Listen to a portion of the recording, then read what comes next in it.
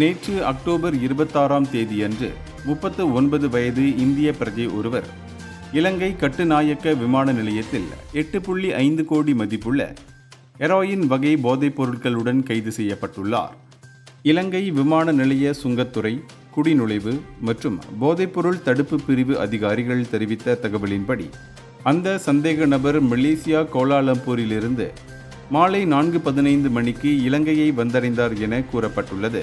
அவரது லக்கேஜில் மறைத்து வைக்கப்பட்டிருந்த 2.832 கிலோ ஹெரோயின் அதிகாரிகளால் கண்டுபிடிக்கப்பட்டது.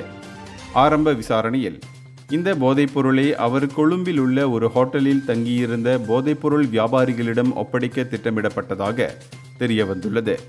சந்தேக நபர் இன்று அக்டோபர் 27 இலங்கை மஜிஸ்ட்ரேட் கோர்ட்டில் முன்னிலைப்படுத்தப்பட்டார்.